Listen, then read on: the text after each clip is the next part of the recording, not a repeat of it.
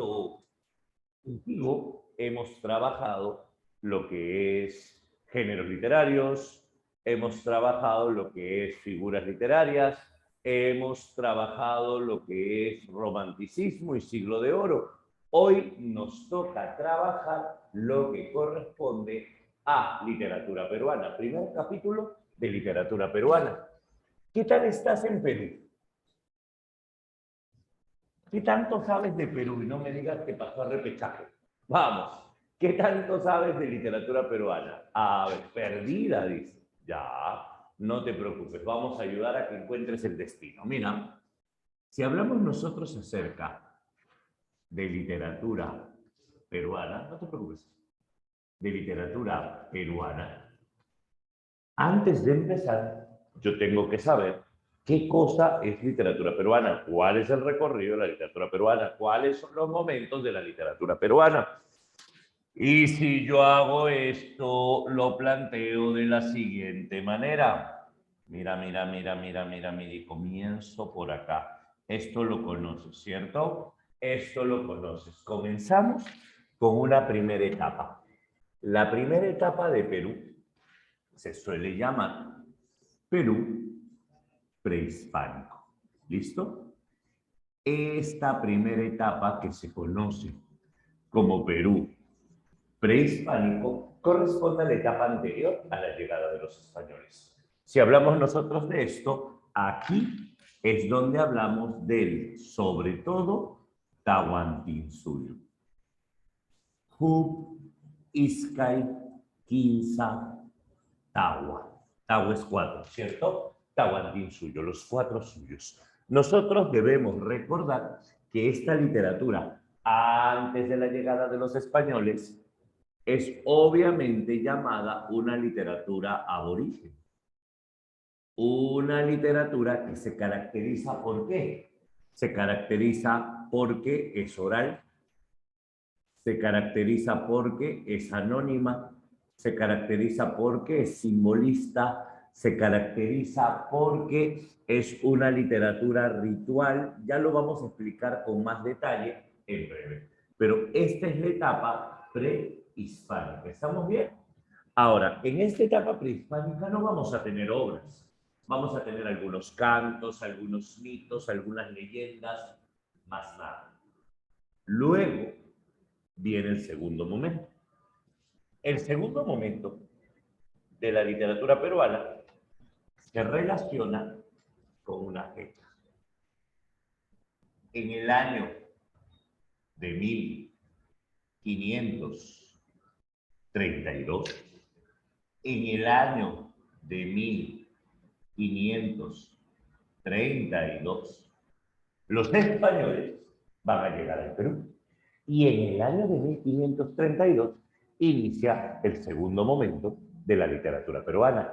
Si el primer momento es antes de la llegada de los españoles, obvio, el segundo momento, a partir de la llegada de los españoles, le vamos a llamar dominación, así es, así, dominación española.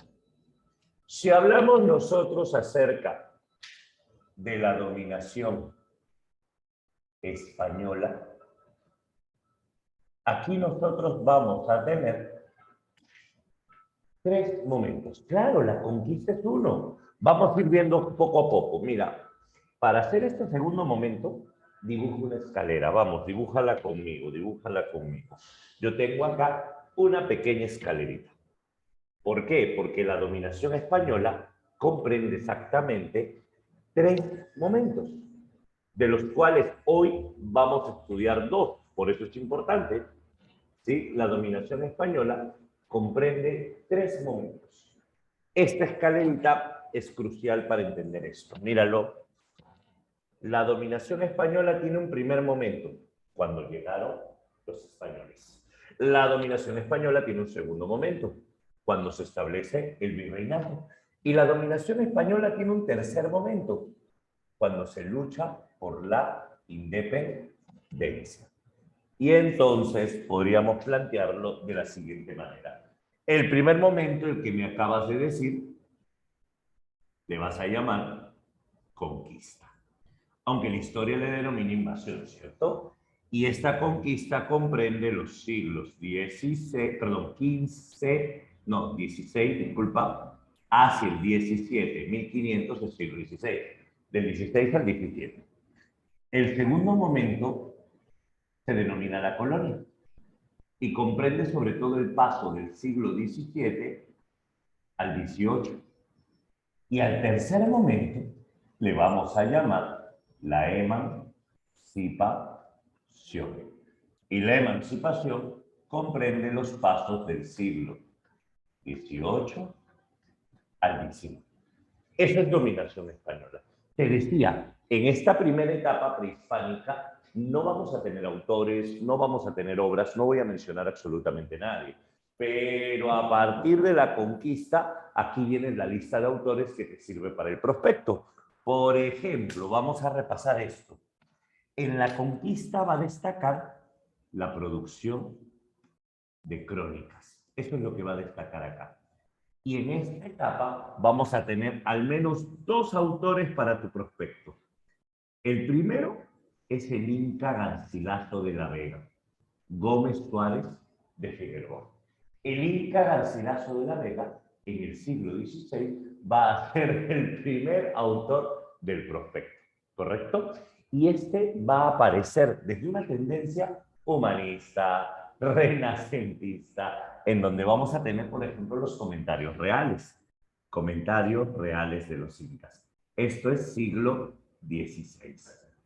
Y es acá, en este mismo siglo, donde vamos a tener a Felipe Guamán, Poma de Ayala. Estos son los dos autores importantes. Inca Garcilaso y Felipe Guamán, Poma de Ayala. Y acá, claro, la nueva crónica o nueva crónica y buen gobierno. Esto es el siglo XVI al XVII. ¿Listo? Primer punto, ya lo tenemos. Segundo punto, vamos a irnos a la colonia. En la literatura colonial tú vas a tener autores como Amarilis, la que escribía precisamente para Lope de Vega la epístola de Amarilis a Belardo, ¿te acordarás? A través del inmenso mar, escuché tus conceptos bellos, Belardo, pero qué Belardo, milagro deberías de llamarte. Aparece Juan del Valle Cavieres, el que insultaba a los médicos, el que insultaba a los abogados. Aparece, por ejemplo, en esta época, Pedro Peralta Ibarnuevo, el autor de Lima Fundada. Aparece con Color Corvo, Alonso Carrió de la Bandera. Pero para San Marcos, en la literatura colonial, solo te viene un tema. Para San Marcos te viene literatura quechua colonial. Esto es lo único que te viene en San Marcos. Lo que podríamos llamar el teatro quechua colonial. Y cuando hablamos del teatro quechua colonial, nos vamos a un drama anónimo. Y este drama anónimo se va a llamar Ollanta. Hasta aquí, esto es lo que vamos a trabajar. Para Villarreal sí te van a mencionar los otros autores, Amarilis, Diego de Ojeda, Juan del Valle y Caviedes, pero casi siempre vienen como autor-obra, ¿cierto? Como autor-obra. ¿Quién escribió la epístola Amarilis a Belardo? Amarilis. ¿Quién es el que escribió El diente del Parnaso? Juan del Valle Caviedes.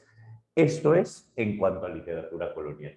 Y si hablamos nosotros del tercer momento, emancipación, aquí va a llegar al Perú una corriente literaria llamada neoclasicismo. Es aquí donde aparece la ilustración. Es aquí donde vamos a tener precisamente la lucha por la independencia. Independencia. Y es en esta etapa donde vamos a tener, por ejemplo, a Mariano Melgar Valdivieso. Y si hablamos nosotros acerca de Mariano Melgar Valdivieso, Pedro Cife de León en San Marcos, no viene. Pedro Cienfuegos León, solo como contexto lo vamos a mencionar. Que dice, el prospecto que salió es el mismo que se hará en septiembre. Ah, buena pregunta. Te lo planteo. Ya San Marcos ha adoptado un nuevo molde. Es decir, San Marcos cambió, podríamos decirlo, durante la pandemia. Y cambió enormemente en el sentido de que te preguntaba 2 libros más que nada. Pero lo más probable es que el siguiente examen considere el prospecto actual. Ahora, tienes una ventaja. Si el siguiente examen cambiase el prospecto, la ventaja es que el prospecto actual ve todos los temas. Entonces, ¿qué es lo peor que puede pasar? Que reduzcan temas. Si nosotros lo vemos todo, no tengo nada de qué preocuparme. ¿Te das cuenta? La preocupación es cuando tú estudias pocos temas, lo que pasó en el último examen, y luego aumentaron y la mayoría del repaso no sabía qué hacer, o no sabe todavía porque falta un examen. No sabe qué hacer. ¿Por qué? Porque aumentaron los temas demasiado. En tu caso va a ser al revés. Como vamos a ver todos los temas, lo peor que puede pasar es que disminuya y eso a ti no te afecta. ¿Listo? Vamos. Claro, acá con Mariano Melgar los yarabíes. Vuelve que ya no puedo vivir sin tus cariños. Vuelve mi palomita, vuelve a tu dulce nido. Esto es dominación española. ¿Listo? Ahora, la dominación española se va a prolongar hasta el año de 1821. Y a partir del año de 1821 se proclama la independencia. A partir de este momento el Perú es libre, independiente por la voluntad general de los pueblos y por la justicia que sobre mi causa Dios defiende. Viva la patria, viva la libertad, viva el Perú. Como se proclama la independencia en 1821, aquí vamos a tener el tercer y último momento de la literatura peruana. Este tercer y último momento de la literatura peruana, ¿cómo le vamos a llamar? Ayúdame, ayúdame al último momento de la literatura peruana. ¿Cómo le voy a llamar? Háblame. Le vamos a llamar república. ¿Listo? Literatura republicana. Y si hablamos nosotros de la literatura republicana, aquí vamos a tener 2 siglos de república para un examen de admisión. El examen de admisión solo considera 2 siglos. ¿Estamos bien? Vamos a ver literatura republicana del siglo XIX y literatura republicana, ahí está para que lo veas, y literatura republicana del siglo XX. Estos son los 2 siglos que vamos a ver. Veamos. República del siglo XIX y República del siglo XX. Yo quiero que notes algo. En literatura universal, San Marcos te pregunta apenas 7 autores. En literatura española, 7 autores. En literatura hispanoamericana, 5. España, Universal, Hispanoamérica, 19 autores. ¿Cuántos pregunta en Perú? Vamos a ver. ¿Cuánto vamos acá? 1, 2, 3, 4. Van apenas 4. Vamos a ver cuántos preguntan en Perú. Comenzamos. En el siglo XIX, perdón, arrancamos con una corriente llamada costumbrismo, el criollismo y el anticriollismo. La primera corriente republicana. Y es acá donde vamos a tener a Manuel Asensio Segura, el padre del teatro nacional, el padre del teatro peruano, el autor de Ñacatita. Hasta acá serían 5 autores, ¿cierto? Claro, es la primera corriente republicana, o sea, la primera corriente tras la independencia. Luego tendríamos el gobierno de Ramón Castilla, la prosperidad falaz, el auge del guano. Antes de la Guerra del Pacífico nace el romanticismo. San Marcos te pide un romántico también. San Marcos te va a pedir a Ricardo Palma. Y con Ricardo Palma, las tradiciones peruanas. ¿Ya? Y el siglo XIX lo vamos a terminar de una manera nefasta. Después de la Guerra del Pacífico, vamos a tener una etapa que se conoce como la reconstrucción nacional. Y con esta reconstrucción nacional llega al Perú el positivismo, llega al Perú la ciencia. Y es acá donde el Perú busca el progreso. Claro, sí, es acá donde nace el realismo. Y si hablamos nosotros de la literatura realista, mencionamos a Manuel González Prada. En esta obra de reconstitución y venganza, no contemos con los hombres del pasado. Los troncos viejos y añosos ya dieron sus flores de aroma deleterio y sus frutos de sabor amargo. Hombres nuevos, frutos nuevos. Los viejos a la tumba, los jóvenes a la obra. Eso, por ejemplo, es pensamiento de finales del siglo XIX, junto con la obra de Clorinda Mato de Torner. Y con Clorinda Mato de Torner vamos a tener el indianismo paternalista en Aves sin nidos. Mira, mira, mira, mira, esto es solo siglo XIX. Solo siglo XIX, exacto, Milagro, solo siglo XIX. Mira esto, 1, 2, 3, 4, más los 4 que teníamos, vamos 8. Como te dije, en literatura universal vienen 7, ya lo superaste por 1. En literatura española vienen 7, también lo superaste. En Hispanoamérica vienen 5. O sea, vamos 8 y todavía no hablamos de Perú del siglo XX. ¿Cuántos autores te pide San Marcos en literatura peruana, entonces? Eso es lo que tenemos que plantear acá. Si hablamos del siglo XX, la primera corriente del siglo XX se va a llamar modernismo. El modernismo es la primera corriente original de Hispanoamérica. El modernismo es la primera literatura que nace en Hispanoamérica. El modernismo nace cuando el nicaragüense Rubén Darío publica un libro llamado Azul en 1888.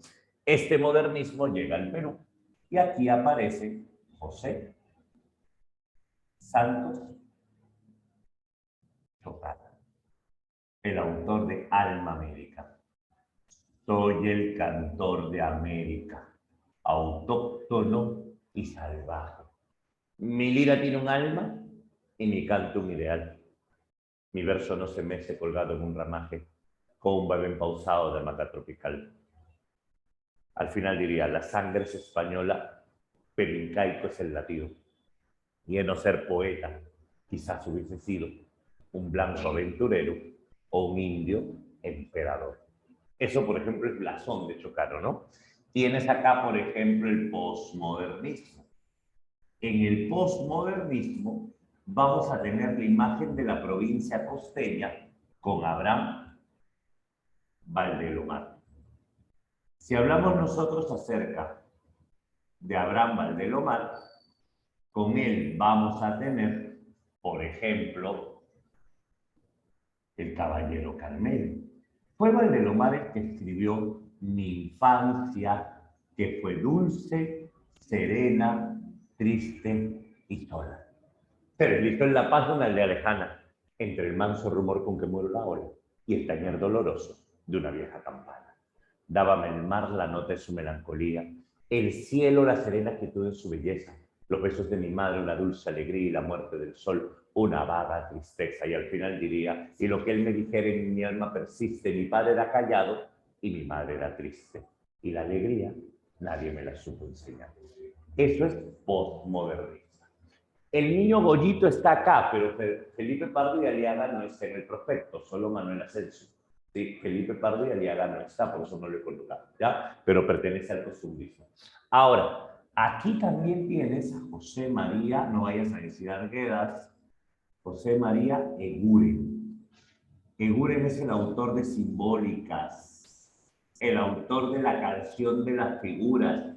Fue Eguren el que escribió Hoy se casa el duque nuez, viene el chantre, viene el juez, con pendones de escarlata, florida cabalgata. Hoy se casa el duque primor con la hija de Clavo de Olor. A la 1, a las 2 y a las 10, que se casa el duque nuez. Musicalidad, ¿cierto? O en el pasadizo nebuloso. Cual mágico sueño de Estambul, su perfil presenta destelloso la niña de la lámpara azul, ¿cierto? Fuillosa, ¿cómo que fuillosa? Acá tenemos nosotros también el vanguardista. Si hablamos nosotros acerca de la literatura de vanguardia, para tu examen comenzamos con Vallejo. Pero a pesar de que Vallejo sea un poeta de vanguardia y que Trilce sea el poemario de vanguardia, en realidad con Vallejo lo que te pide el examen son las etapas poéticas. El modernismo de Vallejo, el vanguardismo de Vallejo, la poesía social de Vallejo, heraldos negros, Trilce, poemas humanos. Por ejemplo, Vallejo modernista, hay golpes en la vida tan fuertes. Yo no sé. Golpes como del odio de Dios, como si ante ellos la resaca de todo lo sufrido se posara en el alma. Son pocos, pero son. Abren zanjas oscuras en el rostro más fiero y en el lomo más fuerte. ¿Serán tal vez los potros de bárbaros Atilas? ¿O los heraldos negros que nos manda la muerte? Vallejo vanguardista, ¿quién hace tanta bulla y deja testar las islas que van quedando? Un poco más de consideración, que si es tarde o temprano, se aquilatará mejor el guano, aquella calabrina tesoria que hace infeliz un insular corazón, y la península paras en los más soberbios bemoles de la grupa y a la idea del salobre que atrás parado impertérrito en la línea del equilibrio. Creo que con eso respondo tu pregunta, Paula. Compara el poema anterior con este poema. El poema anterior es muy elegante, muy musical, muy tradicional, muy metafórico, modernista. En cambio, en vanguardia rompes el sentido, rompes el mensaje, rompes la sintaxis, vanguardista. ¿Te das cuenta? Vallejo pasa de una etapa en donde era fanático de Rubén Darío a una etapa en donde rompe todo el sentido, de modernismo a vanguardia. Ahora, luego viene la etapa social. Primero, la Guerra Civil Española. España pertenece este cáliz. Al fin de la batalla y muerto el combatiente. Vino hacia él un hombre y le dijo, no mueras, te amo tanto. Pero el cadáver ahí siguió muriendo. Vinieron dos y le dijeron, valor, vuelve a la vida, hermano. Y el cadáver ahí siguió muriendo. Eso, por ejemplo, es España parte de este cáliz. Y en Poemas Humanos, moriré en París con aguacero. Un día del cual tengo ya el recuerdo. Moriré en París y no me corro. Tal vez un jueves, como soy de otoño. Jueves será, porque hoy jueves que proso estos versos, los húmeros me he puesto a la mala. Sí, murió en París. Ahora, sí se puede decir porque murió en París, pero en realidad el poema habla más de eso, va más allá. El poema habla de la idea de estando vivo, sintiéndote muerto. El poema habla más de la idea de el cansancio de la vida, el dolor de la vida. O sea, me moriré en París. Bueno, y tenía que morir en París porque vivía allá, ¿no? Sí, ese es de Vallejo. Pero, o sea, entiende la idea del poema. O sea, ya me siento muerto, un día del cual tengo ya el recuerdo. O sea, el dolor de la muerte seguro debe ser parecido a alguno de todos los dolores que he tenido que vivir antes. Por eso yo tengo el recuerdo de la muerte. ¿Te das cuenta? El cuerpo, el dolor, la soledad. Es una expresión de dolor más que nada. Tienes acá el indigenismo. Según el prospecto, dos autores indigenistas. ¿Alguien está llevando la cuenta de cuántos autores vamos? A ver. Ciro Alegría Bazán, autor de El Mundo, que Sancho y Ajeno. La comunidad de Rumi, en donde el gamonal Álvaro Amenábar pretendía arrebatarle sus tierras, ¿cierto? Y tenemos acá también a José María Arguedas. Y con José María Arguedas tenemos el neoindigenismo, los ríos profundos. Ernesto en el internado de Abancay. Ah, mira, ¿cuántos autores van según prospecto? Vamos, lanza la cuenta, lanza la cuenta. Y el último momento de este recorrido se va a llamar urbanismo. ¿Cuánto vamos hasta acá? Nadie está contando. Acá eran cuatro. Acá eran 4, 8, 9, 10, 11, 12, 13, 14. Van 14. Van 14. Guarda, ojo, es bastante. Y mira, ¿cuántos hay acá? Vamos a ver. Julio Ramón Ribeiro. La palabra del mudo. Julio Ramón Ribeiro. Siguiente. Blanca Varela. Canto Villano. Ah, mira, van dos. Van dos. Van dos. Tenemos acá a Mario Vargas Llosa. Conversación en la catedral, no la ciudad y los perros. Conversación en la catedral. Y el cuarto punto, el último punto, Edgardo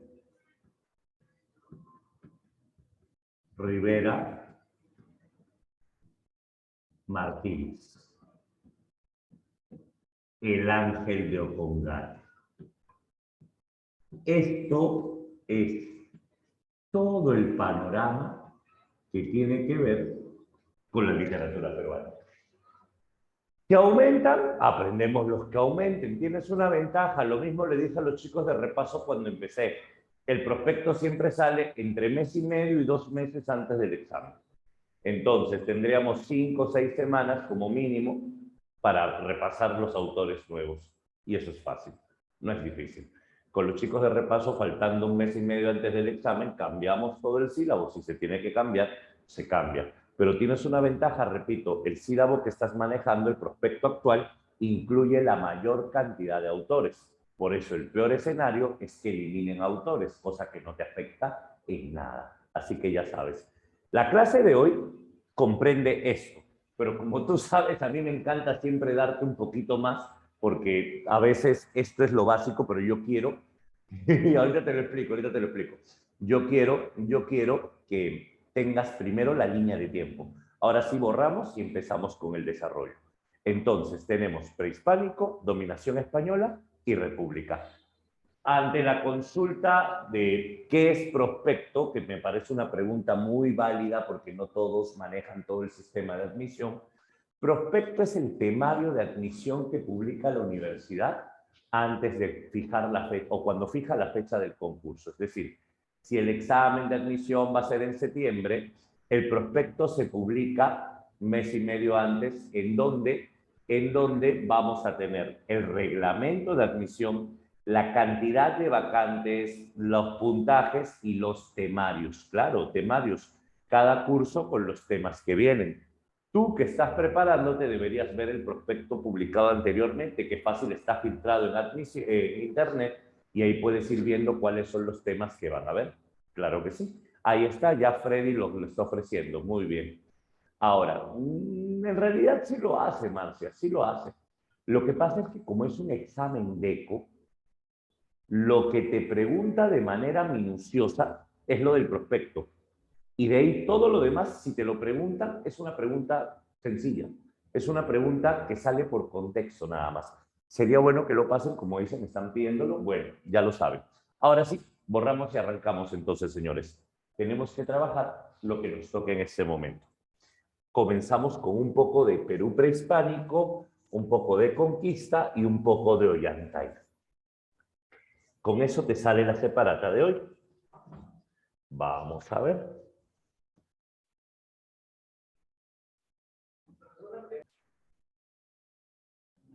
A ver, te cuento un pequeño detalle.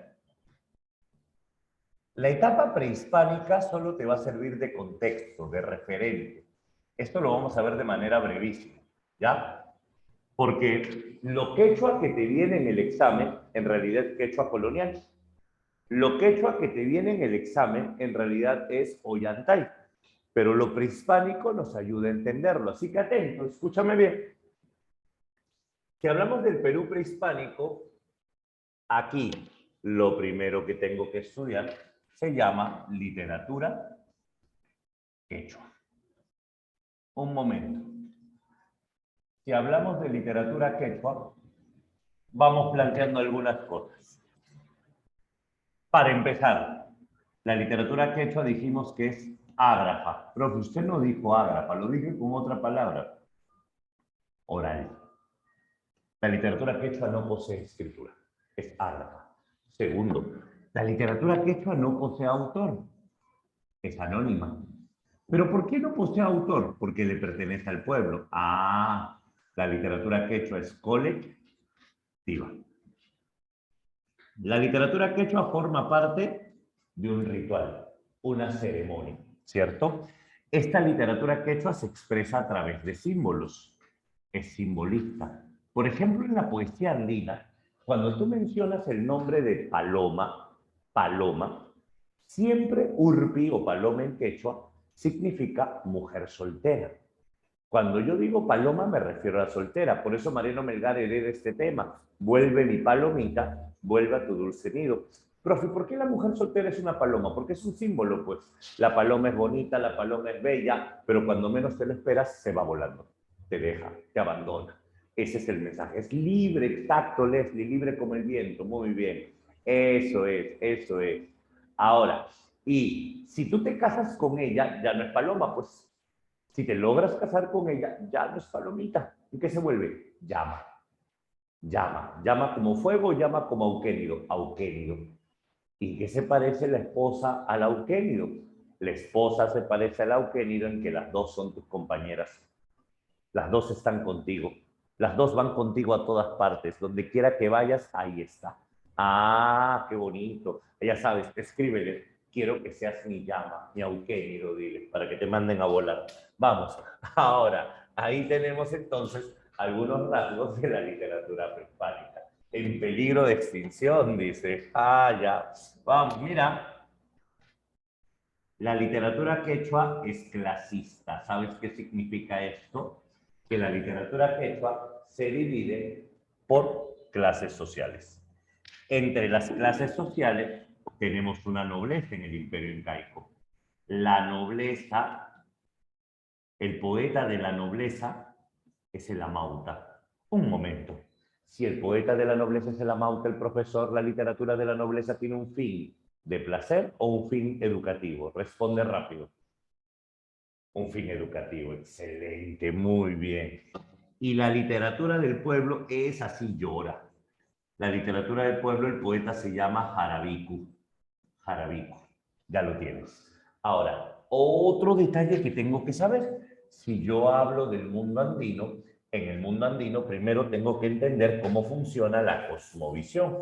Ahí está, 360 grados. Sí, no más Roche.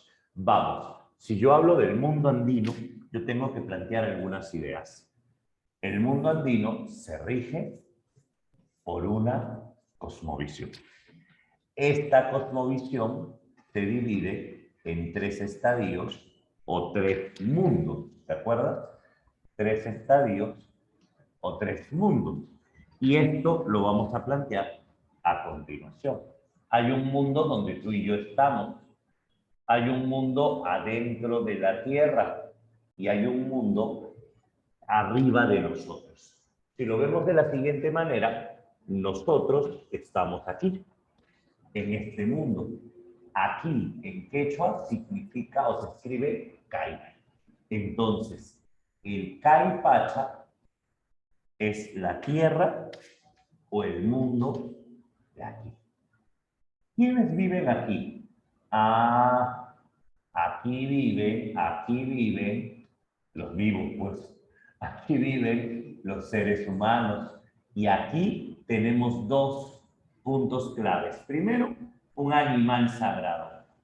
El animal sagrado aquí es el puma. El puma.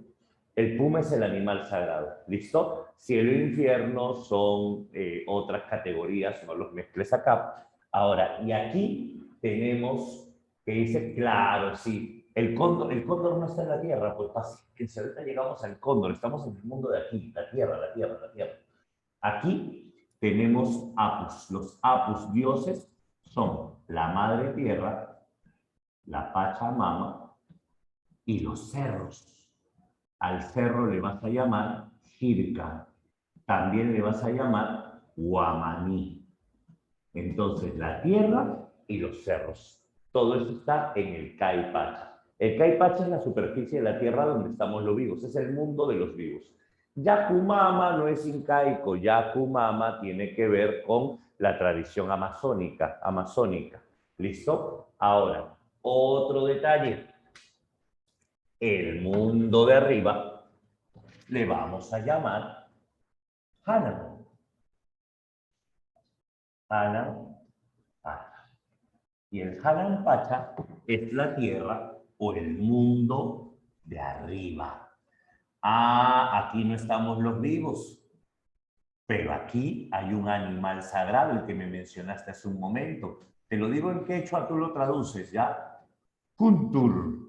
¿Tú sabes lo que es el kuntur? Pues claro, el cóndor. El cóndor es el señor del Hanan Pacha. Y aquí arriba también tenemos apus. También tenemos divinidades. Por ejemplo, Tixti Huiracocha Pachayachachi, el supremo Huiracocha, ordenador del mundo, ¿cierto? Aquí, que dice, tenían una concepción de vivos. Claro, claro, por eso estamos hablando acá. Ahorita llegamos a los muertos. Espera, espera. Hanan Pacha, mundo de arriba. Ahí está, mundo de arriba. Ahora, aquí tenemos al Inti, claro, el sol. Tenemos a la Quilla, la luna. Tenemos a Pachacama, el dios de los temblores, fuertes vientos. Tenemos a Pariacaca, el dios de las lluvias torrenciales. Ah, conexión. Sí, es verdad lo que estás diciendo. Hay una conexión entre vivos y muertos, pero eso lo vamos a ver aquí, en este otro mundo. Ahora, y son algunos los humanos que pueden llegar al Hanan Pacha. Huiracocha es el dios ordenador del mundo, el dios principal del imperio incaico. Vamos a explicar eso, Alessandro. Dame un segundo y te doy una explicación buena sobre lo que me estás preguntando. ¿Ya? Ahora, entonces, Huiracocha es el que ordena la realidad. Inti, sol. Quilla, luna. Pachacama, temblores. Pariacaca, por ejemplo, lluvias. Bichama, el fuego. Viracocha Punchao, el rayo. Hay infinidad de dioses, claro que sí. Hay varios dioses, pero espera. Y tenemos lo que me están preguntando, vivos y muertos. Tenemos el mundo de los muertos. El mundo de los muertos no es el Hanan Pacha. El mundo de los muertos, como se llama, es el Uku Pacha. El Uku Pacha es el mundo no de abajo, ojo, no de abajo, de adentro, adentro de la tierra. Uku en quechua significa adentro. ¿Listo? Claro, algunos llegan arriba, no todos, la mayoría se queda acá abajo. Los que llegan arriba son los humanos que se vuelven divinos. La palabra que se usa en quechua, por ejemplo, los incas, la palabra que se usa en quechua es malqui, que hoy en día se usa para hablar de las momias, los malquis. Los malquis en realidad son los humanos que se vuelven divinos. El líder de una comunidad, el líder de un grupo determinado, eso es un malqui. Los incas, por eso es que cada año se sacaban las momias de todos los incas a la plaza principal del Cusco para hacer la ceremonia de la capacocha. Y aparecía la momia de Manco Cápac, Sinchirroca, Yoquiyupanqui, Maitacapa, Capac Yupanqui, Inca Roca, Yaguarhuaca, Huiracocha, Pachacútec, Tupac Yupanqui, Huayna Cápac, Huáscar, Atahualpa, salían así en marcha. Y se hacía la ceremonia. Obviamente Huáscar y Atahualpa no, porque sería lo último, ¿no? Pero eso es, por ejemplo, el humano que llega a ser divino, el malqui, el malqui. ¿Listo? Ahora, en este mundo de adentro vamos a tener un animal sagrado. Acá sí te pongo su nombre en español, porque el nombre quechua no se parece mucho al del español. El amaro. El amaro o amaru, que es el nombre que se le da a la serpiente que va bajo tierra. Ese es el animal del Ucupacha.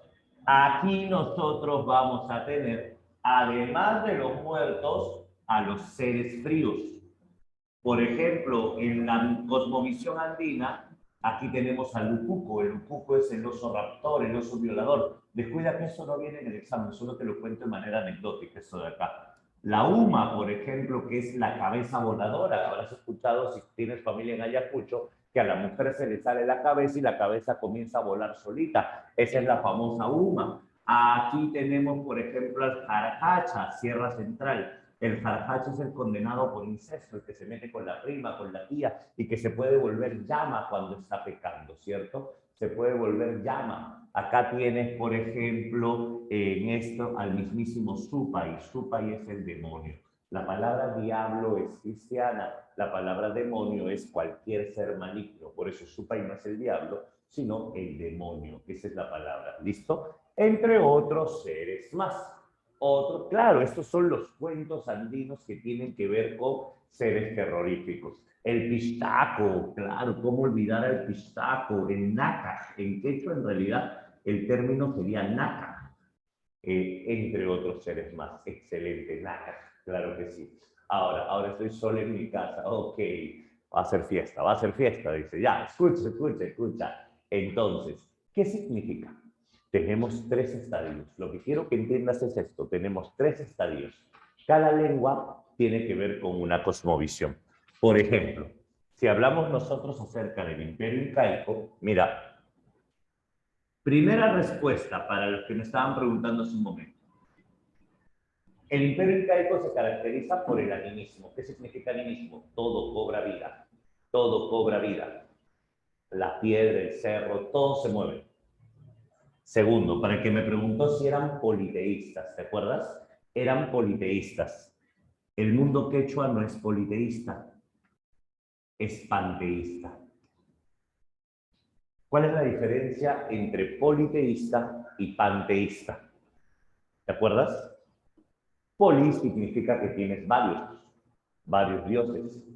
Panteísta significa que todo es divino, todo forma parte de tu divinidad. Por eso es que el viento es un dios, el sol es un dios, el río es un dios, el cerro es un dios, el suelo por el que caminas es una diosa. Eso se llama panteísta. ¿Te das cuenta? No es que tengamos varias figuras de dioses como en Grecia, que se reunían en el Olimpo y discutían y que los dioses tienen hijos, primos, hermanos. No, en el mundo andino todo lo que te rodea forma parte de la divinidad. Eso se llama panteísmo, ¿correcto? Panteísmo. Claro, no son características de la literatura, sino del mundo andino, de la cosmovisión. Te estoy hablando del mundo andino ahora más que de la literatura, para que se entienda bien lo que vamos a explicar. ¿Listo? Obvio, le tenían respeto y aprecio a todo, claro que sí. Y sobre todo, todo lo que tenía que ver con la tierra, el agrarismo. Su calendario era agrícola, sus fechas se regían por los cambios de la tierra. Y algo más, el hombre andino tenía una regla por encima de todo. ¿Cuál es la regla más importante en el mundo andino? Se llama reciprocidad. ¿Qué es la reciprocidad? Hoy por ti, mañana por mí. Reciprocidad, todo es común. El trabajo comunitario, la vida comunitaria, reciprocidad. El hombre que rompe la reciprocidad se vuelve un condenado, se vuelve un alma en pena, se vuelve un ser maldito. Tú no puedes romper la reciprocidad. Esa es la idea en la que se rige el mundo andino. Esto que te estoy contando le vas a llamar así de fácil: cosmovisión. A esto se le llama cosmovisión. Y esto nos sirve para entender la literatura. ¿Cómo es esto? Vamos a hablar de la literatura quechua. Si hablamos de la literatura quechua, último punto y con esto te sale media separata, agrarismo significa que todo el mundo, toda la tierra, toda la vida, o perdón, todo el mundo, toda la gente, toda la vida se rige por la tierra. Mi calendario es agrícola, agrarismo, el hombre gira en torno a la tierra. La fecha de sembrado, la fecha de cosecha, la fecha de limpieza, de regadío, a eso se refiere, el trabajo agrícola. Ahora, si hablamos de literatura quechua, con esto cerramos esta primera parte y ya tienes casi media separata. El primer género que vamos a mencionar se llama género épico. El género épico nosotros lo hemos estudiado, pero ¿cómo es el género épico en quechua? En quechua el género épico tiene que ver con los mitos y con las leyendas. Si hablamos de mitos y leyendas, ¿cuál es la diferencia entre un mito y una leyenda? Fácil. El mito es un relato fantástico, es decir, irreal, es decir, imposible de suceder. El mito te cuenta el origen de algo determinado. Cuando algo nació, cómo se originó el mundo, cómo se originó la tierra, cómo se originó el río, cómo se originó el bien, cómo se originó el mal, esos son mitos. En cambio, la leyenda no es fantástica, la leyenda es maravillosa. La leyenda es una historia heroica. ¿Cómo es esto? La leyenda es el hecho real exagerado para que suene más heroico. En la leyenda son personajes que sí existieron, pero estás exagerando la historia para que suene bien, nada más. Por ejemplo, si hablamos de mito, el mito de Bichama. Bichama era el pequeño hijo del sol con la mujer de Pachacama. Sí, el sol se metió con la mujer de Pachacama. Y entonces nació el pequeño Bichama y Bichama corría como loco, Bichama era ágil. Y un día Bichama se quedó mirando un barranco y Pachacama, como le tenía odio a Bichama, le mandó tremendo temblor. Tembló la tierra, Bichama se tropezó y en ese momento Bichama se cayó. Cuando Bichama se cayó, se partió en pedacitos. Sus dientes en el suelo dieron origen a los choclos. Sus huesos en el suelo dieron origen a las yucas. Y toda su carne en pedazos dio origen a toda clase de frutas.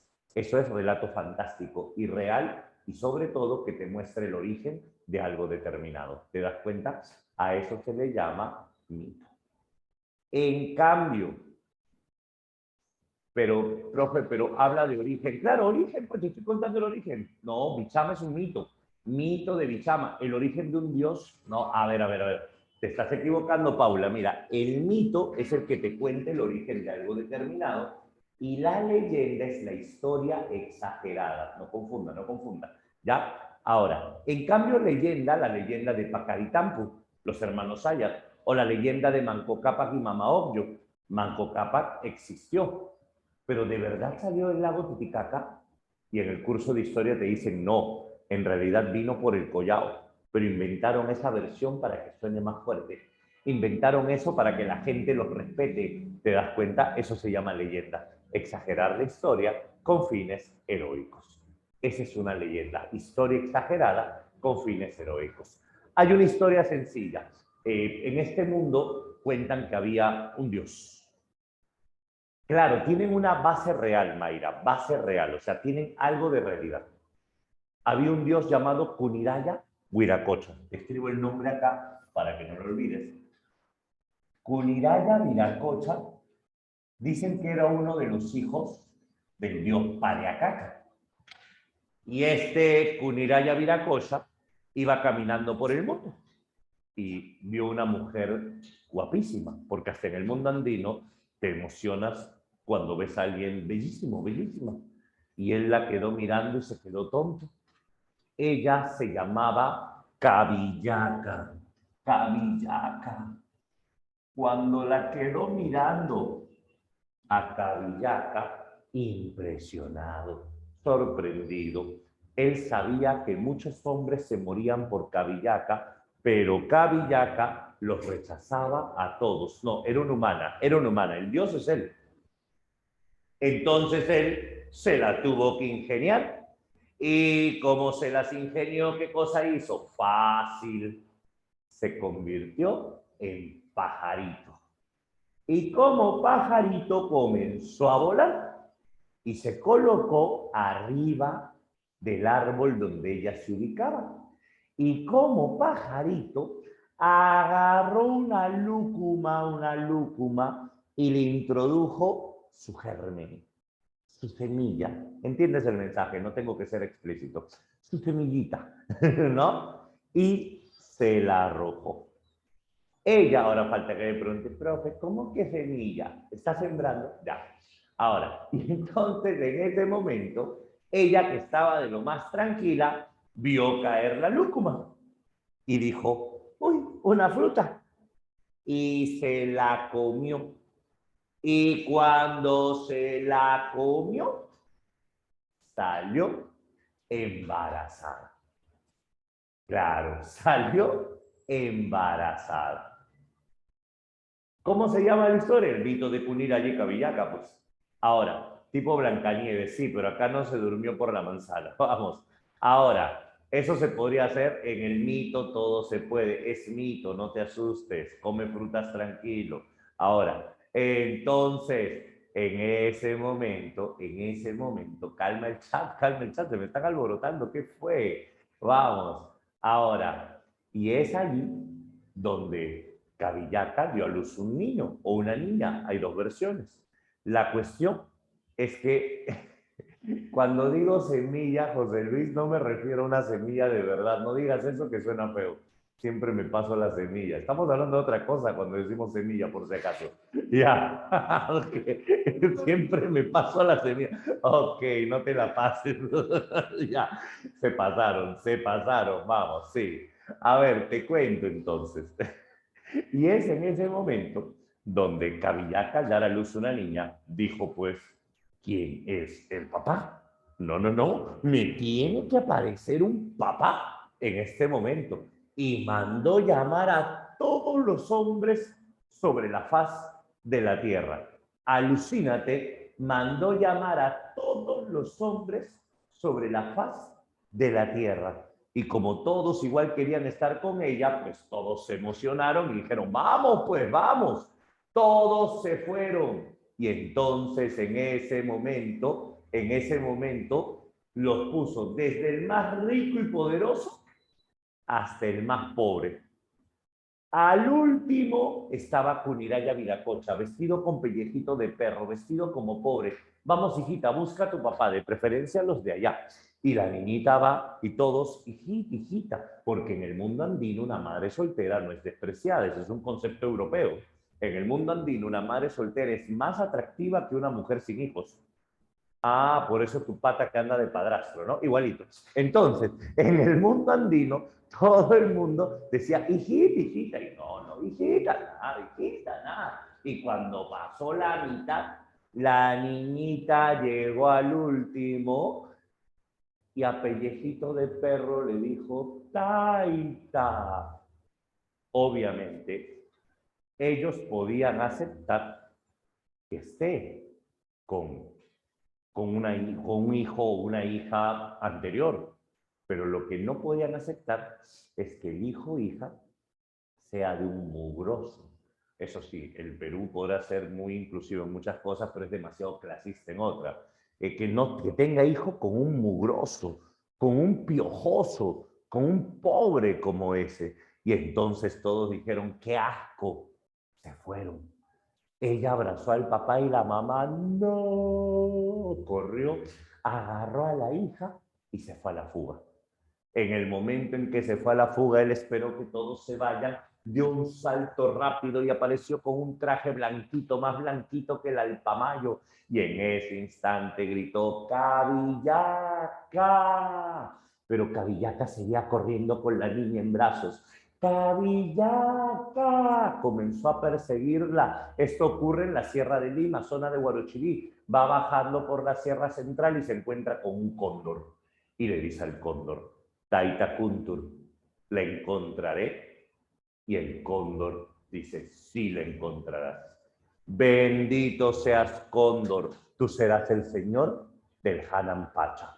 Sigue corriendo, se encuentra con un puma. Taita Poma, ¿la encontraré? Sí la encontrarás. Bendito seas, Poma, tú serás el señor del Caipacha, respetado y venerado. Si el hombre te mata, tu piel la usará en la cabeza. Sigue corriendo, sigue corriendo. Taita zorro, ¿la encontraré? No le encontrarás. Maldito seas zorro. Tú serás despreciado. El hombre te matará y tu piel lo usará de tapete. Sigue corriendo, Taita zorrillo. ¿La encontraré? No la encontrarás. Maldito seas, zorrillo, tú apestarás y ni el hombre ni el perro querrá comer tu carne.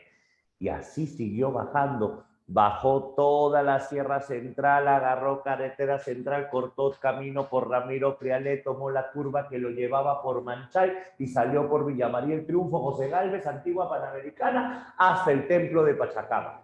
A lo que quiero llegar es que es una ruta real. O sea, es una ruta real, a eso quiero llegar y se puede hacer hoy en día. Y llegó hasta la playa y él seguía gritando, Cabillaca. Ojo, estoy diciendo cabillaca, no la bellaca. Habla bien, habla bien. Cabillaca. Callao no, estamos en la Panamericana Sur. Y entonces ella llegó al mar. Se le acabó el camino y él seguía corriendo. Abrazó fuerte a su hija y se arrojó al mar. Cuando él llegó, ella ya había caído al mar. Es allí donde él la contempló y la puede contemplar hasta el día de hoy. Y tú la puedes ir a ver hoy día. Tú puedes ir a ver a Cabillaca en este preciso momento, si estás en Lima y si estás cerca de la Panamericana Sur. Solo tienes que ir a la zona de la Panamericana Sur, salida de Lima, o por ejemplo la playa San Pedro de Pachacama, y frente a la playa San Pedro de Pachacama vas a encontrar dos islas, una isla grande y una isla pequeña. Las islas se llaman Cabillaca y su hija. Precisamente dicen que al caer se convirtieron en islas. No, no se puede ir a las islas desde el gobierno de Velasco son consideradas patrimonio cultural, pero sí las puedes contemplar desde la costa, se ven, están cerquísimas, ¿cierto?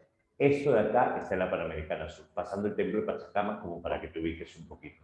¿Cómo se llama el libro? Es un mito, el mito de Cabillaca, Cunirán y Cabillaca, pero está dentro del libro Dioses y Hombres de Guarochirí.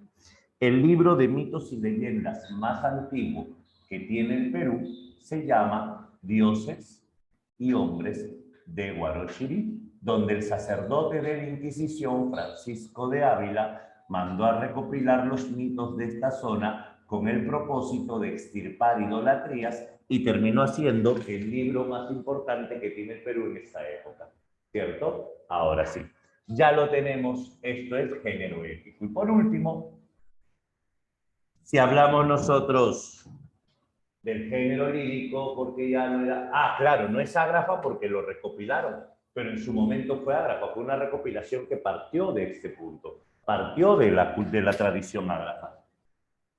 Y el segundo género, y con esto cerramos esta parte prehispánica, sería el género lírico, ¿correcto? Si hablamos nosotros acerca del género lírico, con el género lírico nosotros vamos a tener aquí dos clases de poemas.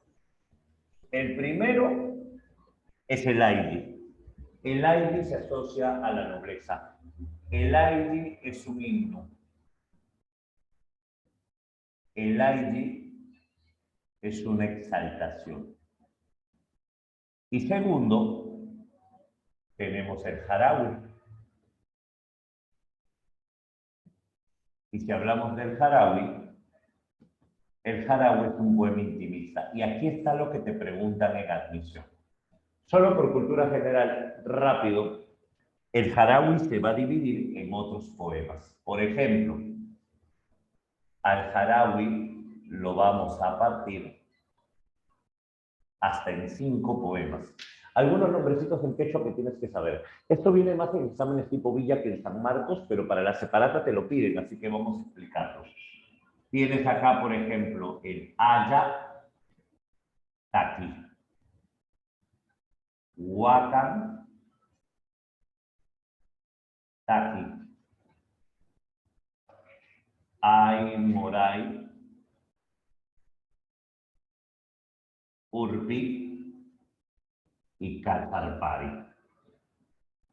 La separata creo que te pregunto un par de ellos, así que vamos a explicarlo. Aya en quechua es muerto.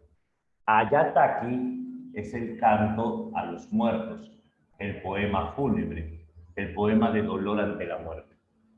Huacantaki, huacan es animal. Huacantaki es el canto que te pide por la reproducción de los animales. Si quieres que tu ganado aumente, solo tienes que cantar un huacantaki. Me refiero a ganado animal, ¿ya? Ahora, Ay Moray es el canto que te pide por las buenas cosechas, cuando quieres tener una buena etapa de cosecha. Si hablamos de Urpi, la paloma es el canto que llora por el amor ausente, porque ella no te ama. Y si hablamos del Cacharpari, el Cacharpari es precisamente el poema de despedida, despedida. Eso es lo primero que vamos a considerar nosotros acá. Y con esto tenemos nuestro panorama hasta el momento. ¿Estamos bien hasta acá? Cuéntame, cuéntame. Sí, sí, sí. Este es solo un panorama, es algo rápido. Urpi es la mujer paloma, Urpi es la mujer que se marcha, Urpi es la mujer que te deja. Si yo canto un Urpi estoy llorando porque ella me dejó, por eso Urpi es el poema al amor ausente, así se llama, Urpi. ¿Listo? Ahora, ya está. Entonces, características de la literatura quechua, cosmovisión andina, los tres mundos y los géneros quechua. Ahora sí, tenemos que hablar de la etapa en la que llegaron los españoles y con eso tenemos toda la separata y en tiempo estamos sobrados. ¿Listo? ¿Alguna pregunta? ¿Todo conforme? Cuéntame. Si tienes dudas, siempre manifiéstalas, no lo dudes. ¿Todo bien? Perfecto, todo bien entonces. Listo, señores. Vamos a tomar foto a esto y borramos para el siguiente punto. No te preocupes, ya está. Listo, Rico.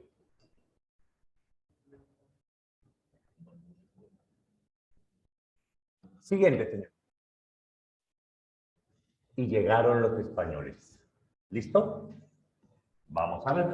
Y llegaron los españoles. ¿Qué dice? Pero un ejemplo de un himno. Ya, no te preocupes.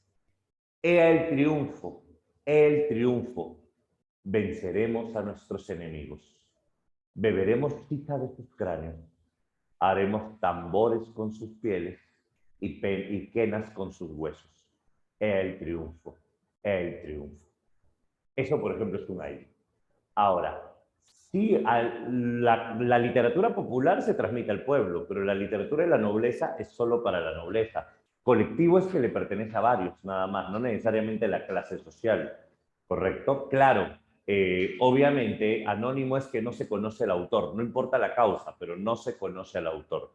Si no es del pueblo, porque era colectiva. Es que, repito, Paula, lo colectivo no significa clase social, significa que hay varios dueños.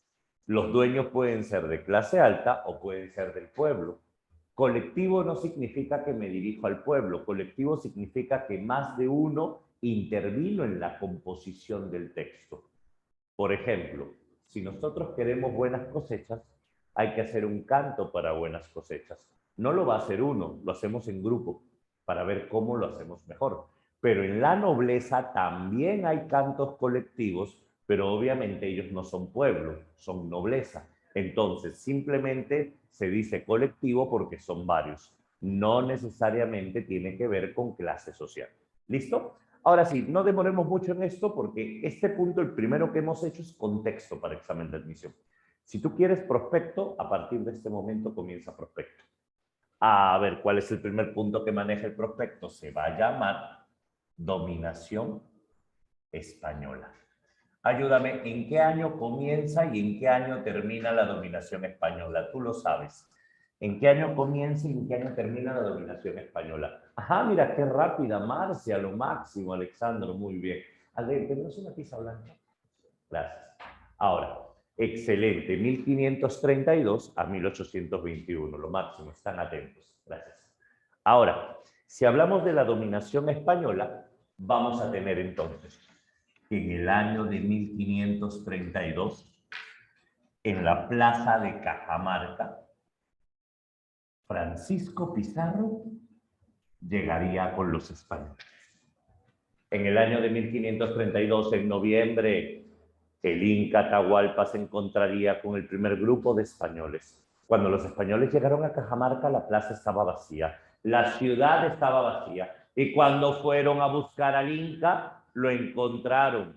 Pero el Inca estaba en los baños, ¿cierto? El Inca estaba en los famosos baños del Inca, no que estaba en el baño, estaba en los famosos baños del Inca. Ahora, es aquí precisamente que el Inca, debido a Felipillo, debido a Lengua, al traductor, les informa que el día de mañana va a ir a ver a su líder, pero que le va a enseñar cómo se visita, porque cuando uno visita no lleva armas, y prácticamente dio a entender que iría sin armas, dicen las crónicas. Esa noche los españoles tenían miedo, los españoles estaban en la plaza de Cajamarca y los cerros que rodeaban la ciudad tenían fogatas encendidas, sonaban tambores y gente cantando toda la noche. Algo así como cuando va a jugar la selección y toda la noche está la gente en la puerta del hotel contrario tocando tambores y cantando. Eso viene de la época incaica.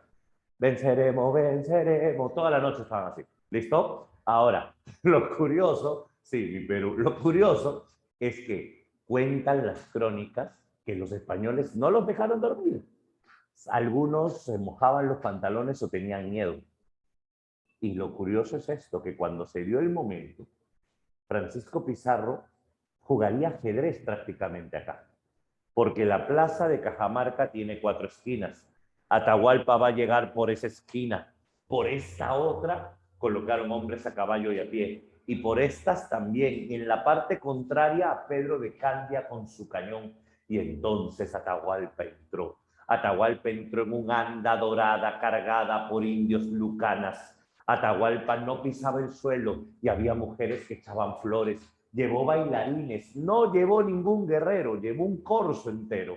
Y entonces Atahualpa se detuvo en medio de la plaza y frente a él se ubicaba Fray Vicente de Valverde, quien sentía rencor por ese hombre que se hacía pasar por Dios. Fray Vicente de Valverde junto al lengua al traductor lo miró y en ese entonces levantó el objeto en las manos. Este objeto era el libro.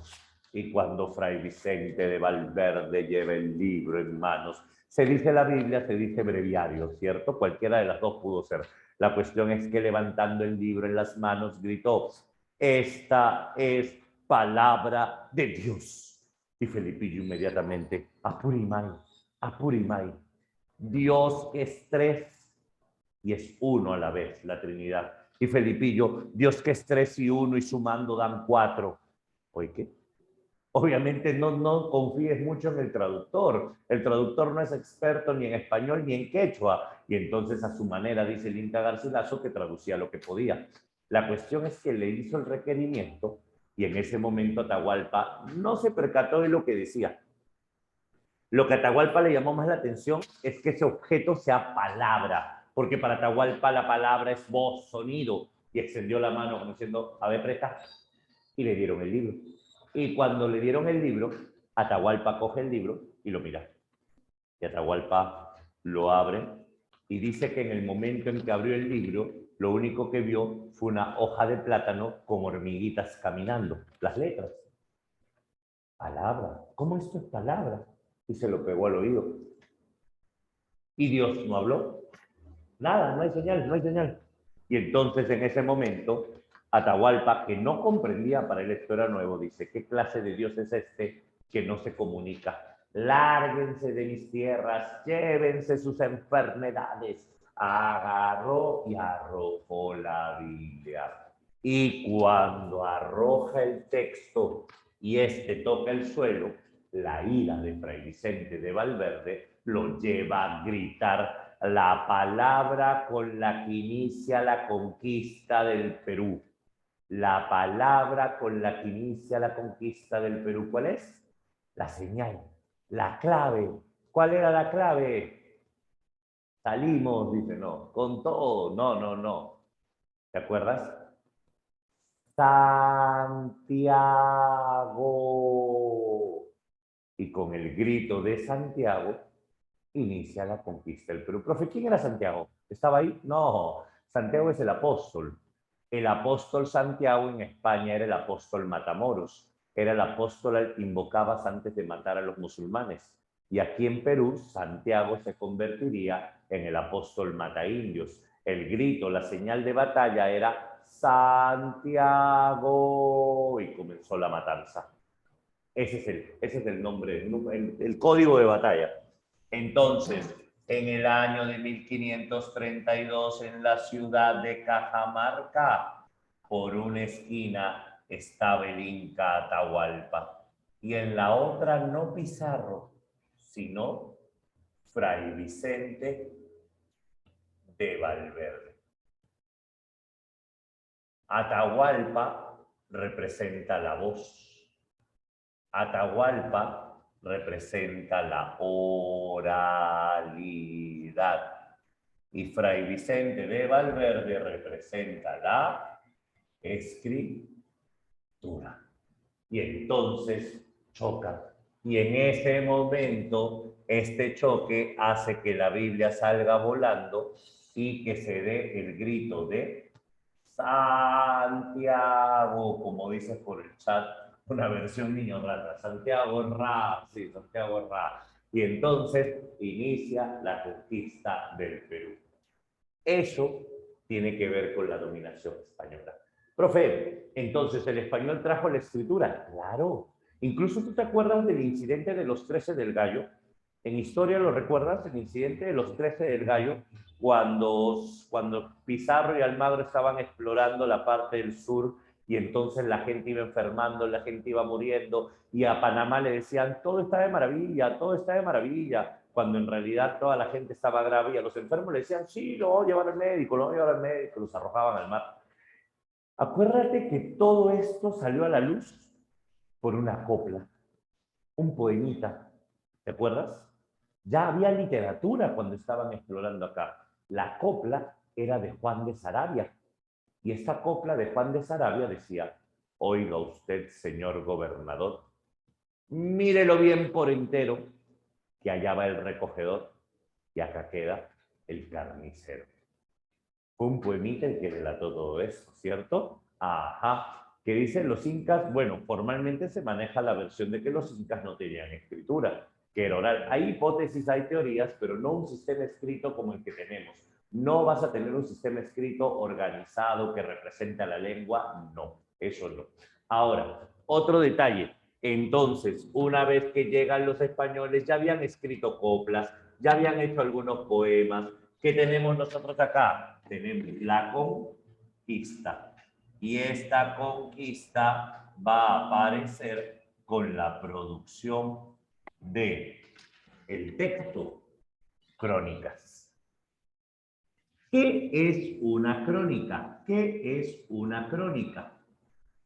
Las crónicas nacieron en Europa, que dicen tal vez de jeroglíficos, por eso, pero los jeroglíficos no son escritura, pues. Los jeroglíficos no son un sistema escrito que represente a la lengua directamente. A eso se refiere. O sea, no es una escritura fonográfica, por decirlo así. A eso me refiero. Es una escritura ideográfica, son ideogramas. Ahora, otro, escucha. La crónica nació en España. La crónica tenía como motivo dar a conocer los primeros reinos, los primeros gobiernos. Y entonces la crónica es importante porque es un objeto que llegó al Perú, un libro. La crónica es escritura. ¿Qué cosa es la crónica? Escúchame bien. Primera idea, la crónica es una versión directa. ¿Qué significa versión directa? Que la crónica es contada por los testigos o protagonistas de los hechos. La crónica es una versión directa. Siguiente, la crónica es una versión apasionada. ¿Qué significa apasionada? Que la crónica va a tener mucha subjetividad, la crónica va a tener mucha emotividad. A eso le vamos a llamar versión apasionada. Otro, la crónica se va a caracterizar. ¿Por qué? Porque en la crónica vamos a tener un texto con fin informativo. El objetivo de la crónica es dar a conocer el proceso de la conquista, pero en el camino, en pleno proceso, la crónica tiene además mucha subjetividad, mucha emotividad dependiendo del cronista. Otro, la crónica se va a caracterizar, sobre todo ¿por qué? Porque este texto que nace para dar a conocer todo este proceso de la conquista va a ir evolucionando. ¿A qué se refiere con evolución? Esto te lo va a preguntar San Marcos. Por ejemplo, las primeras crónicas se conocen como crónicas de la soldadesca. Cuando nosotros hablamos de una crónica de la soldadesca, nos referimos directamente al cronista soldado, ese que no nació para ser escritor, ese que no se dedica a ser escritor. Es un soldado que le dijeron, oye, ya que vas por ahí, escribe pues. Y como no tiene experiencia en escritura, su crónica es tosca, su crónica es rudimentaria, su crónica solo es, pasó esto, pasó esto, pasó esto, pasó esto y pasó esto. Esa es una crónica de la soldadesca. ¿Te das cuenta? Llegamos acá, encontramos a tal, peleamos, murió, volvimos, fin, ahí está. Pero luego con el tiempo nacen mejores crónicas y nacen lo que se conoce como las crónicas humanistas. Y la crónica humanista, esta sí es de un escritor. No solo te cuenta lo que pasó, te cuenta los mitos, te cuenta las leyendas, te cuenta las costumbres, te cuenta las creencias, ¿te das cuenta? A diferencia de uno que solo te dice pasó, pasó, pasó, el otro comienza a investigar y eso se va a llamar crónica humanista. Si hablamos nosotros de las crónicas, dependen mucho del cronista. Las crónicas dependen bastante del cronista. ¿Cómo funciona esto? Te cuento. 3 tipos de cronistas vamos a mencionar en el Perú. Tenemos el cronista español. El cronista español suele justificar el abuso, el maltrato. Por ejemplo, tenemos acá a Pedro Siesta de León. Este es uno de los pocos españoles que habla muy bien del Imperio Incaico. Pedro Siesta de León. Él va a escribir El señorío de los incas. Este es su segundo libro de historia de crónica del Perú. El señorío de los incas. Él va a ser uno de los pocos españoles que sí hable bien del Imperio Incaico. Por ejemplo, vas a tener acá a Juan de Betanzos. Juan de Betanzos es uno de los primeros que te va a contar la leyenda de los hermanos Ayar. Juan de Betanzos es el autor de Suma y Narración de los incas. Siempre es bueno manejar un panorama de cronistas. Suma y Narración de los incas. Estos son cronistas españoles. Por el otro lado, tenemos al cronista indio. La palabra indígena se usa a partir del siglo XX, por eso se le llama cronista indio. Y es aquí que tenemos a Felipe Guamán Poma de Ayala. Y con Felipe Guamán Poma de Ayala, lo que vamos a tener es, ¿te acuerdas? Nueva crónica y buen gobierno. Guamán Poma es un indio yarovilca que vive en San Cristóbal de Huamanga. Y Guamán Poma de Ayala va a mandarle una carta al rey de España, dándole quejas por todo lo que pasaba acá. Guamán Poma de Ayala le va a contar al rey de España todo lo que está sucediendo en esta tierra. Guamán Poma de Ayala va a denunciar el abuso, va a denunciar el maltrato. Lo más llamativo de su crónica eran las imágenes. Era una carta de más de 1000 páginas con más de 300 imágenes, en donde representaba todo lo que pasaba acá. Guamán Poma de Ayala va a contar lo que sabe del Imperio Incaico, más la denuncia del abuso y hasta consejos para el rey, y esto va a llegar hasta Lima y se lo va a mandar al rey. Lástima que no llegó a las manos del rey. La crónica se perdió. Nadie supo de la existencia de la crónica sino hasta el año 1908. Recién en el siglo XX se encontró la crónica. Recién en el siglo XX el mundo se enteró que existía este libro. ¿Dónde? En la Biblioteca Real de Copenhague, en Dinamarca. En el año de 1908, en la Biblioteca Real de Dinamarca fue encontrado este libro. ¿Cómo llegó allá? No se sabe, pero de que llegó, llegó. Eso es precisamente Nueva Crónica y Buen Gobierno. Y el tercer y último punto sería el cronista mestizo. ¿Y quién es el cronista mestizo? El Inca Garcilaso de la Vega. Un detalle, su nombre no era Inca Garcilaso de la Vega.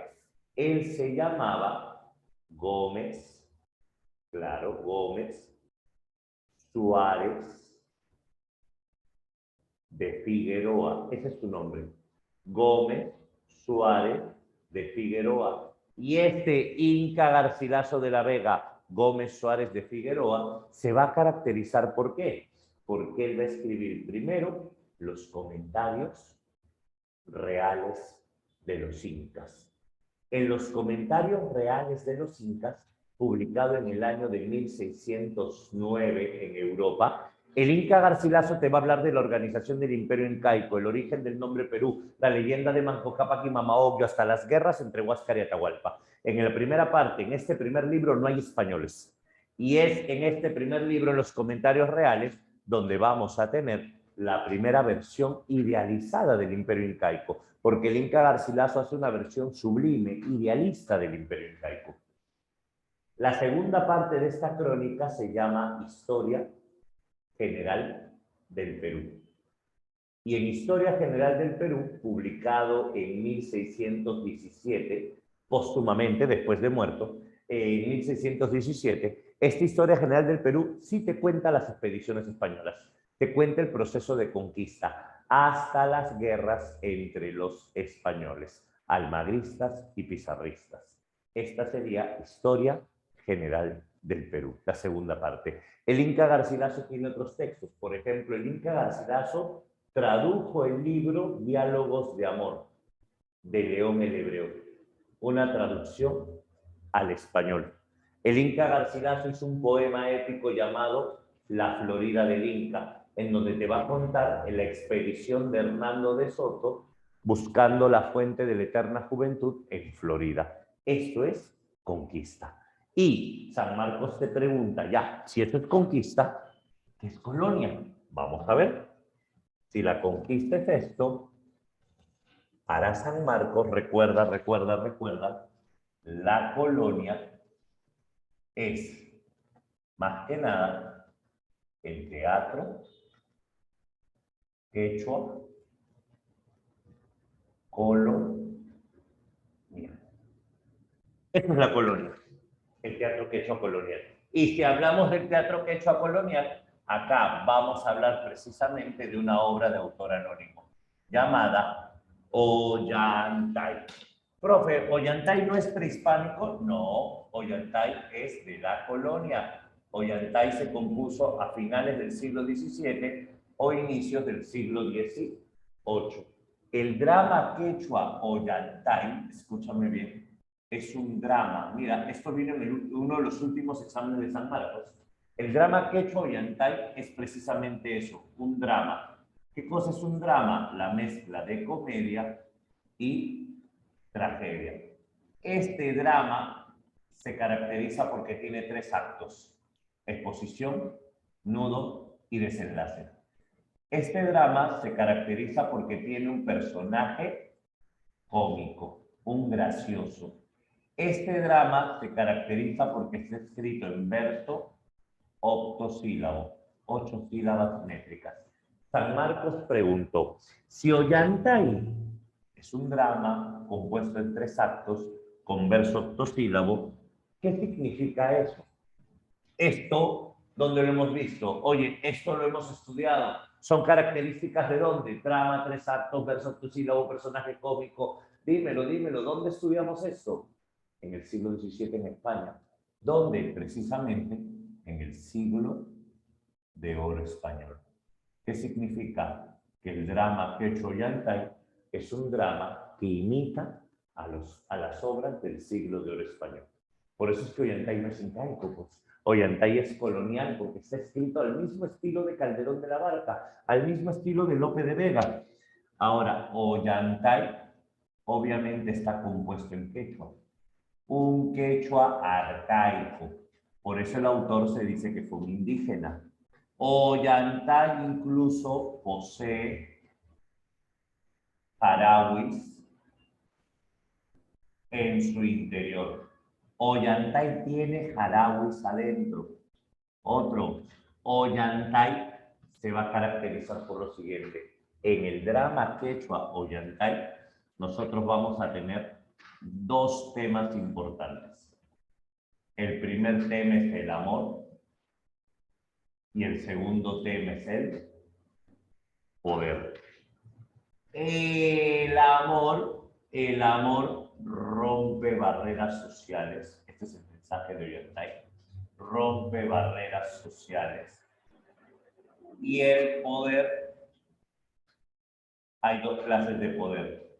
El poder absolutista, que lo representa el Inca Pachacútec, y el poder benévolo, que lo representa Túpac Yupanqui. Vamos a hablar sobre esto en este momento. Este es el drama quechua Ollantay. ¿Dónde está el libro original de Ollantay? Es un manuscrito que está en el Museo del Cusco. Este manuscrito se dice que fue atribuido al sacerdote Antonio Valdés. Se creía que Antonio Valdés era el autor de Ollantay, pero no. Antonio Valdés fue el director de Ollantay. El director de Ollantay, el que representó Ollantay para Túpac Amaru I. Me estás preguntando qué es Harawi. Borra la pizarra y recuerda la pizarra anterior. En la pizarra anterior, ¿qué cosa vimos? El Ay es el poema de la nobleza y el Harawi, ¿qué cosa era? El poema del pueblo. El Ayataki, el Huacantaki eran Harawis. Lo hemos visto en la pizarra anterior, no te olvides. Ahora, la obra Ollantay comienza cuando el Inca se llama Pachacútec.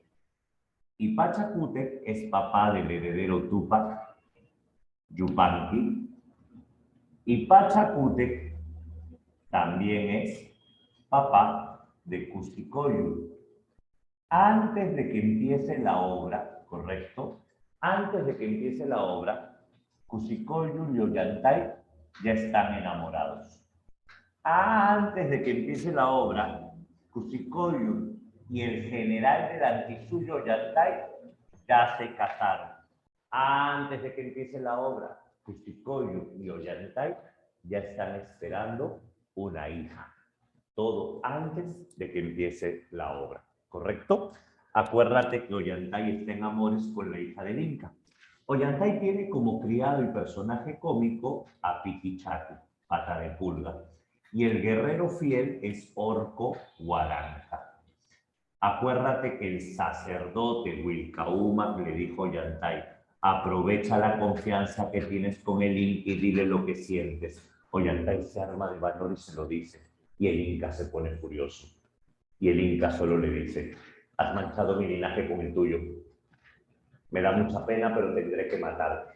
Y a mi hija, y Ollantay a su hija, nada. Porque si tengo que enfrentarme al mismísimo demonio con mis hierbas, he de vencerlo. Ollantay se revela contra todo el imperio porque le niegan la posibilidad de estar con Cusicoyur. Entonces, Ollantay se revela. Cusicoyur da luz a una niña.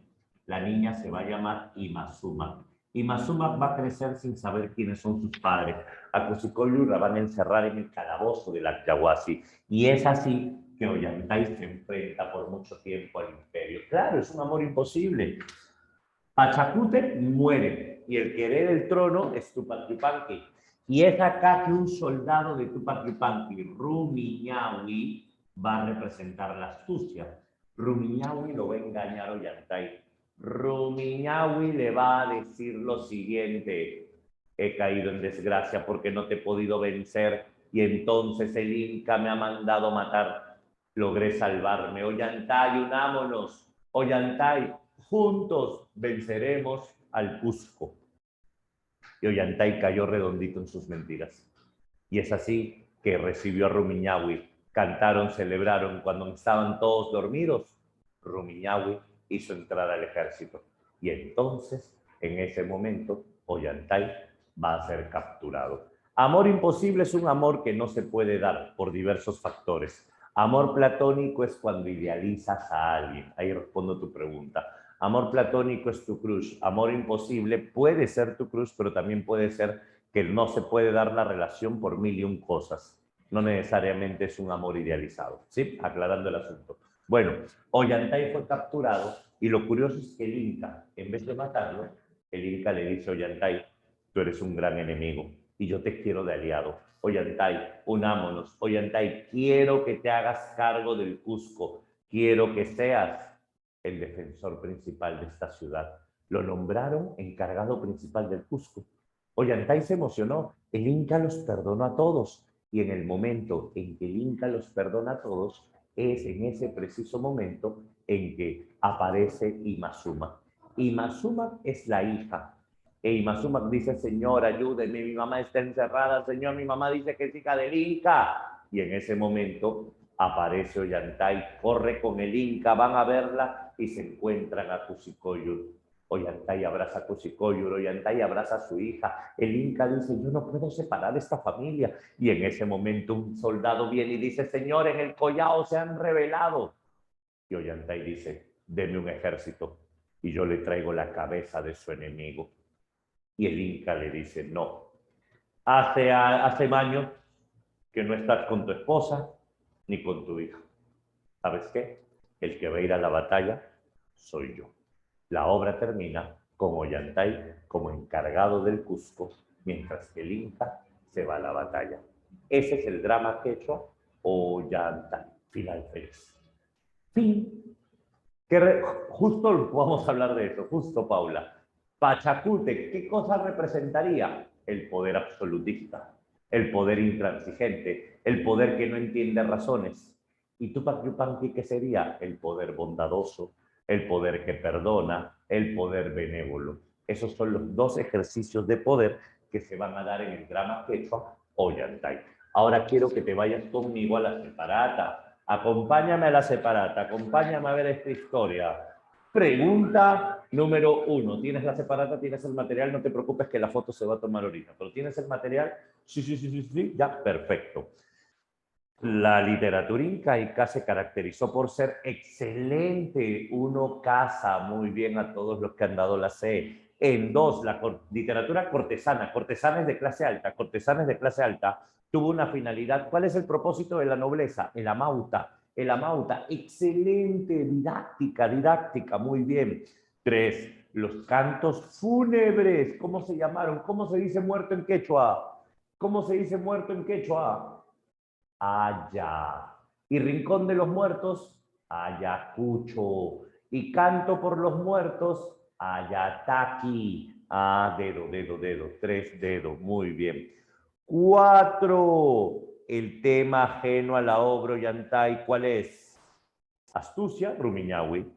Poder, si hay. Amor, hay. Fatalismo, no. Si tiene final feliz. Tiene final feliz. 4 dedos. ¿Qué es fatalismo en realidad? Fatalismo tiene que ver con el cumplimiento del destino. Por más que luches, el destino se va a cumplir. En Ollantay no hay destino, no hay predestinación. ¿Listo?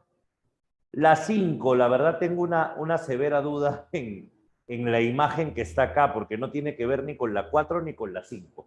Esa imagen parece un Inti Raymi, por si acaso, ¿ya? Pero no tiene que ver con ninguna pregunta. Vea la pregunta 5. El mito de Kuniraya, acuérdate, se convirtió en pajarito, nombró al cóndor Hanampacha, al puma Caipacha, a la serpiente Ucupacha, se convirtieron en islas. ¿Qué es eso?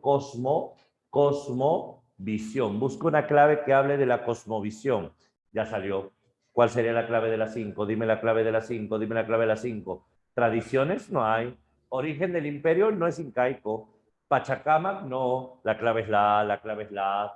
Pretende dar una visión cosmogónica. Muy bien.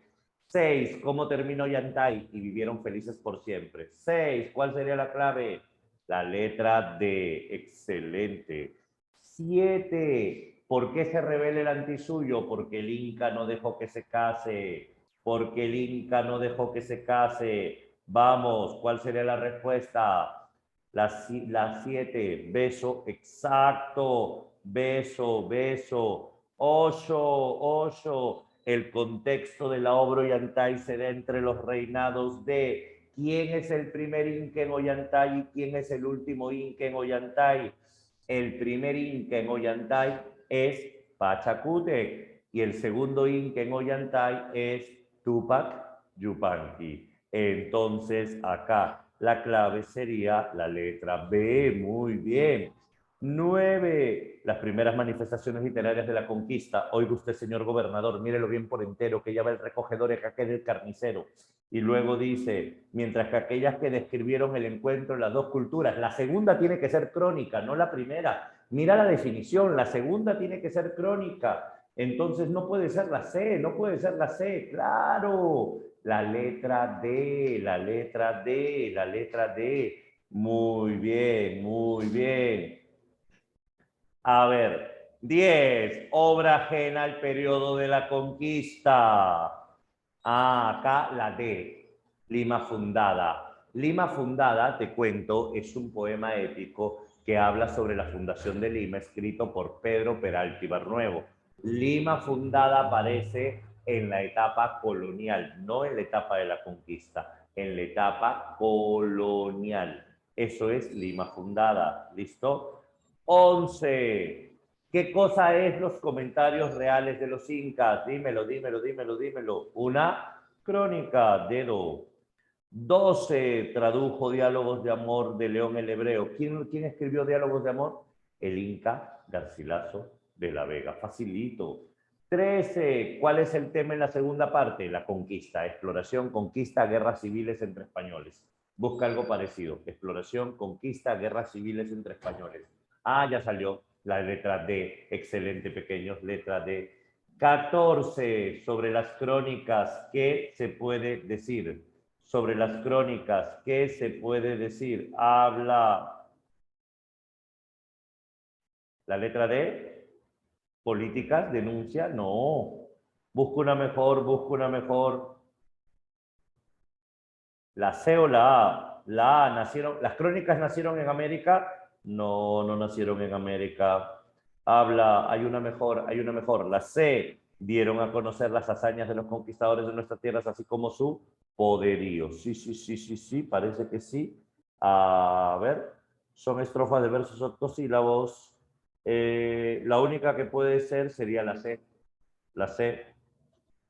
Claro, la conquista, se refiere a la conquista, aunque las palabras como que no son las muy precisas, pero no hay otra. Y 5, pero si es el León que escribió el señorío de los incas, el señorío de los incas. Y la clave sería la letra C. Pregunto hasta acá, ¿se entendió? ¿Tienes alguna duda? Obviamente siempre nos queda 1 minuto o 2 para alguna pregunta. Háblame, ¿todo bien? ¿Todo bien? ¿Todo bien?